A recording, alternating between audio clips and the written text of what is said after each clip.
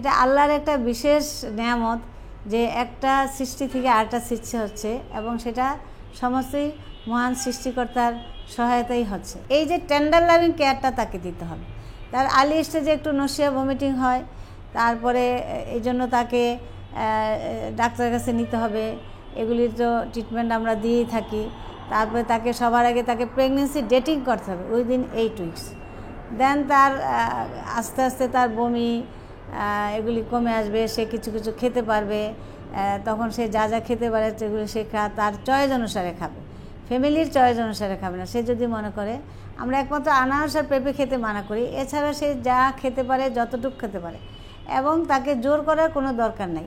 বমি হচ্ছে সেই জন্য তাকে অস্থির হইলে হবে না যে তুমি খাও, যতটুকু পারো খাও, সবটা তো আর একদম আপসাইড ডাউন করে যদি কাউকে না ধরা হয় তাহলে সবটা বের হয়ে যাবে না। একবার বমি হবে আবার খাবার রিপ্লেস চলবে।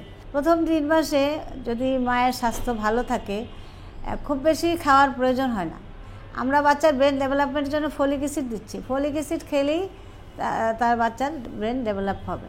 দেন আস্তে আস্তে তার খাবারটা একটু বাড়াইতে হবে। 3 মাস পরে যখন তার রুচি হবে তার খাবারটা একটু বাড়াইতে হবে।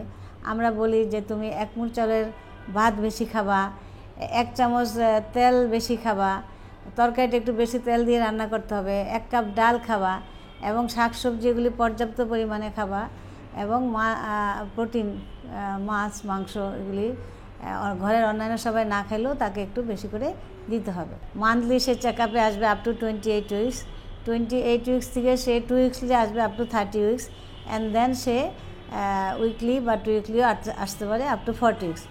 এবং এই সময় তাকে অ্যাকর্ডিং টু WHO ক্রাইটেরিয়া 4টা ভিজিট দিলেই তার জন্য যথেষ্ট।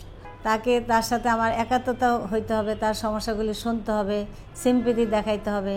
দেন আমাকে এমপ্যাথিক্যালি বলতে হবে যে এগুলি সমস্যা, এখন কিছু কিছু হবে, আমি তোমাকে কিছু ওষুধ দিয়ে দিচ্ছি, বাট আমি তোমার সমস্ত সমস্যাটাকে উৎপাট করে দিতে পারবো না, এগুলি তোমাকে মা হওয়ার জন্য কিছুটা সহ্য করতে হবে। আলট্রাসাউন্ড করে আর্লি 8 উইকসেই তাকে আলট্রাসাউন্ড করে প্রেগনেন্সি ডেটিং করতে হবে। আমরা 5 মান্থে গিয়ে একটা অ্যানোমালি স্ক্রিনিং করি যে বাচ্চার কোনো জন্মগত ত্রুটি আছে কি না। তারপরে আমরা আসলে 34 বা 6-এ গিয়ে আমরা বাচ্চার প্রেজেন্টেশন, পজিশান, ডেট এগুলি দেখার জন্য আরেকটা আলট্রাসাউন্ড করি। খুব বেশি আলট্রাসাউন্ড আমাদের দরকার হয় না। যখন তার 5 মাস 2nd ট্রাইমাস্টার সে আমাদের কাছে আসবে, তখন আমরা তাকে মেন্টালি প্রিপেয়ার্ড করব যে তোমার বাচ্চা হবে, তোমাকে ব্রেস্ট ফিডিং করাইতে হবে, এবং তুমি কি বার্থ প্ল্যান করছো কি না। What is birth plan?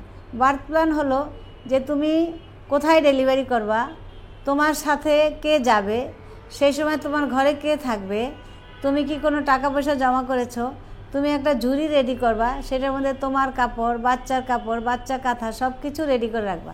তাকে ট্রু পেন বুঝাইতে হবে, ফলস পেন বুঝাইতে হবে, এবং ডেলিভারির সময় তাকে অবশ্যই হাসপাতালে নিয়ে যেতে হবে। সেটা গ্রামের হাসপাতাল হোক, কমিউনিটি সেন্টার হোক, উপজেলা হাসপাতাল হোক। হাসপাতালে ডেলিভারি হলে যেটা হবে যে নর্মাল পজিশন থেকে এটা ডেভিয়েটেড হয়ে যাচ্ছে কিনা, বাচ্চাটা খারাপ হচ্ছে কিনা, মা খারাপ হচ্ছে কিনা, এই মুহূর্তে সিজার লাগবে কিনা, না নর্মালি এটা ডেলিভারি হবে, এই জিনিসটা ডাক্তাররা সহজে অ্যাসেস করতে পারবে, এবং সেখানে অল ইকুইপমেন্ট থাকবে।